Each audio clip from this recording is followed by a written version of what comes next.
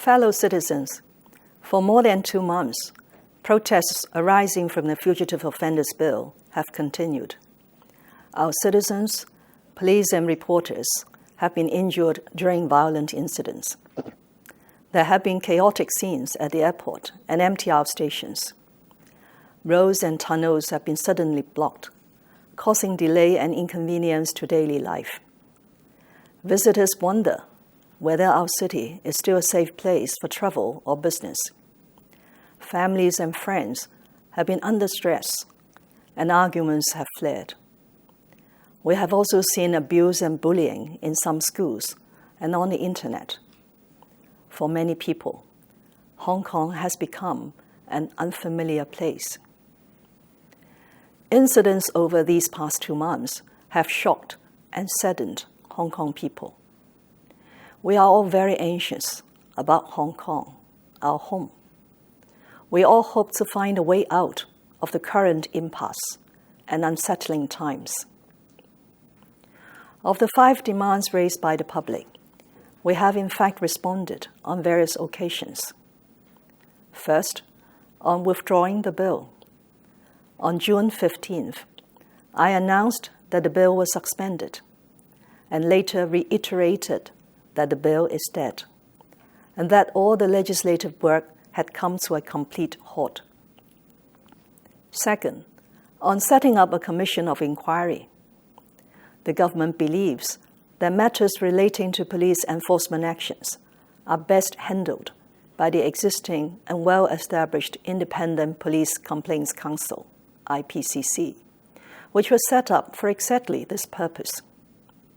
In addition to handling complaints against individual police officers, the IPCC has undertaken a fact-finding study under its powers on the handling of large-scale public order events that took place after June 9th. One focus will be the Yuen Long incident on July 21st, which attracted serious public concern. The study aims to ascertain the facts, to assess the police handling of protests, and to make recommendations to the government. The IPCC has established a panel of international experts to assist in its work and will make its findings and recommendations public. Third, on the matter of the protest being a riot, we have explained that in fact there is no legal effect on how such incidents are described or categorized.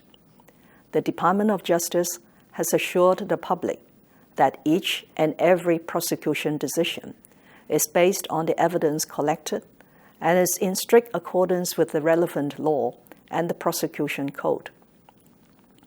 Fourth, on dropping charges against protesters and rioters and shelving prosecutions. I have explained that this is contrary to the rule of law and is not acceptable. It also goes against the basic law, which states that criminal prosecutions must be handled by the Department of Justice, free from any interference. Fifth, on implementing universal suffrage. Indeed, this is the ultimate aim laid down in the basic law. As we said before, if we are to achieve this, discussions must be undertaken within the legal framework and is in an atmosphere that is conducive to mutual trust and understanding, and without further polarizing society. Our responses to the 5 demands have been made with full consideration of different constraints and circumstances. I recognize that these may not be able to address all the grievances of people in society. However, should we all think deeply whether escalating violence and disturbances is the answer, or whether it is better to sit down to find a way out through dialogue? Many would say that we need a common basis to start such a dialogue, and that this has to start with the Chief Executive. I now present 4 actions to initiate this dialogue. First, the government will formally withdraw the bill in order to fully allay public concerns. The Secretary for Security will move a motion according to the rules of procedure when the Legislative Council resumes. Second, we will fully support the work of the IPCC.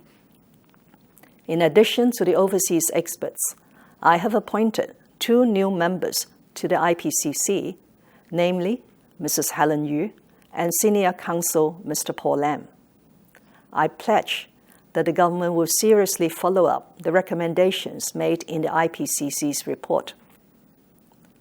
Third, from this month, I and my principal officials will reach out to the community to start a direct dialogue.